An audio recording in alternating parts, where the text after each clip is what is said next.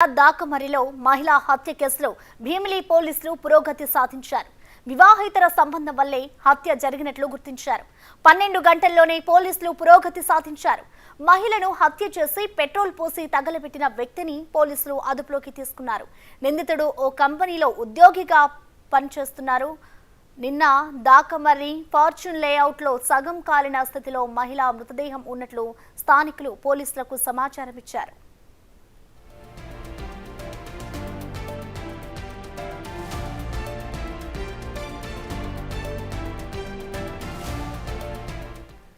విశాఖ జిల్లా దాకమరిలో చోటు చేసుకున్న మహిళా హత్య కేసులో అయితే ఇప్పుడు ప్రస్తుతం పోలీసులు పురోగతి సాధించారు. దీనికి సంబంధించిన పూర్తి డీటెయిల్స్ ని మా ప్రతినిధి రాజు అందిస్తారు. రాజు, మనం చూస్తున్నాం అసలు మహిళా హత్య కేసుకు సంబంధించి పోలీసులు ఏ విధమైన దర్యాప్తు చేశారు, అలాగే ప్రెసెంట్ ఈ ఘటనకు సంబంధించి పోలీసుల అదుపులో ఎంతమంది ఉన్నారు రాజు? భీమిలి మండలం దాకమర్రికి సంబంధించి అక్కడ లేఅవుట్లో ఒక మహిళ మృతదేహం అయితే కనిపించినటువంటి పరిస్థితి అయితే ఉంది. ఫార్చ్యూన్ లేఅవుట్లో కనిపించినటువంటి ఈ మహిళ మృతదేహం మొత్తం అంటే చెస్ట్ భాగం నుంచి తల మొత్తం అంతా కూడా కాలిపోయినటువంటిది అయితే ఉంది. గుర్తించడానికి అవకాశం లేకుండా ఉన్నటువంటి ఒక మహిళ మృతదేహాన్ని స్థానికంగా ఉన్నటువంటి ప్రజలు గుర్తించారు. వెంటనే సమీపంలో ఉన్నటువంటి పోలీసులకైతే వాళ్ళు సమాచారం ఇచ్చినటువంటి పరిస్థితి అయితే కనిపిస్తుంది. ముఖ్యంగా ఈ మహిళ ఎవరు ఏంటనేది నిన్నటి నుంచి ఈ రోజు ఉదయం వరకు ఎట్లాంటి అవకాశం లేకుండా పోయింది. ముఖ్యంగా చూస్తే ఆ మహిళ ఎవరు ఏంటనేది తెలుసుకోవడానికే పోలీసులు చాలా కష్టాలు పడినటువంటి పరిస్థితి ఏర్పడింది. నిన్న స్వయాన ఆ ఏసీపీ అప్పలరాజుతో పాటుగా సిపి శంఖపత్ర బాగ్జీ కూడా సంఘటనా స్థలానికి వెళ్ళి ముఖ్యంగా దాకమరిలో ఆ లేఅవుట్లో ఉన్నటువంటి మహిళ మృతదేహాన్ని చూడడంతో పాటు ఆమెకు సంబంధించినటువంటి అంటే ఎక్కడైతే శరీర భాగం పెట్రోల్ పోసి తగలబెట్టారో తగలబడకుండా ఉన్నటువంటి శరీర భాగాల మొత్తం అన్నింటినీ కూడా ఆ పోలీసులు చిన్న చిన్న ఫోటోలుగా తీసి ప్రతి పార్ట్ని కూడా అంటే వాళ్ళు ఏమి డ్రెస్ వేసుకున్నారు, కాలికి ఏమున్నాయి, ఎలాంటి నెయిల్ పాలిష్ వేసుకున్నారు, ఈ వివరాలన్నింటినీ కూడా ఐడెంటిఫై చేసి పోలీసులు కొన్ని ఫొటోస్ తీసి ఆ ఫొటోస్ అన్నింటినీ కూడా ఆ సోషల్ మీడియాలో రిలీజ్ చేయడంతో పాటుగా ఒక పత్రికా ప్రకటన కూడా ఇచ్చినటువంటి పరిస్థితి అయితే ఉంది. భీమిలి నియోజకవర్గ చుట్టుపక్కలలో నిన్న ఒక్కసారిగా ప్రచారం కూడా చేయించినటువంటిది అయితే ఉంది. అయితే ఈమెకి సంబంధించి అటు ఆ దాకమరికి సంబంధించినటువంటి ఈ మహిళను అటు ముఖ్యంగా మారిక వలసలో ఉన్నటువంటి ఏరియాలో ఈమె నివాసం ఉన్నట్టుగా పోలీసులు అయితే గుర్తించినటువంటి పరిస్థితి అయితే ఉంది. ఈమె పేరు వెంకటలక్ష్మిగా గుర్తించారు. ఆమె చూస్తున్నా మన దగ్గర ఉన్నటువంటి ఆమె ఫైల్ ఫోటో కూడా చూసినా తనకి భర్త చనిపోయాడు. భర్త చనిపోయిన తర్వాత తన 2 పిల్లలతోనే ఆ మారిక వలసలో నివాసం ఉంటుంది.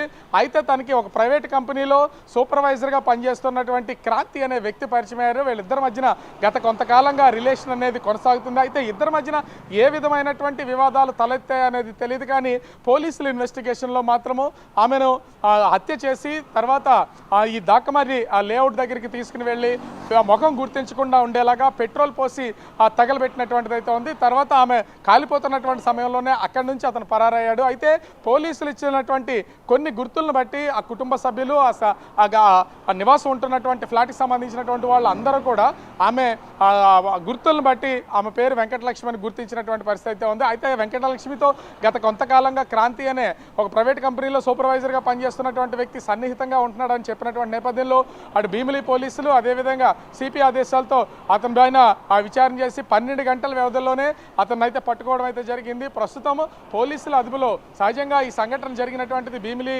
పరిధిలో అయితే ఆ భీమిలి ఏరియాలోనే గతంలో ఇంతకుముందు ఒక పూజారిని కూడా చేతబడి చేస్తున్నాడు, క్షుద్ర పూజలు చేస్తున్నాడు అని ఇలాగే హత్య చేసి ముఖ్యంగా అతన్ని కూడా తగలబెట్టారు. అదేవిధంగా ఈ మధ్య కాలంలోనే గొంతు కోసి తల్లిని హత్య చేసి కూతురు మీద కూడా హత్యా ప్రయత్నం చేసినటువంటి ప్రేమికుడిని కూడా ఈ భీమిలి నియోజకవర్గ పరిధిలో భీమిలి మండల పరిధిలోనే చోటు చేసుకున్నటువంటి పరిస్థితి ఉంది.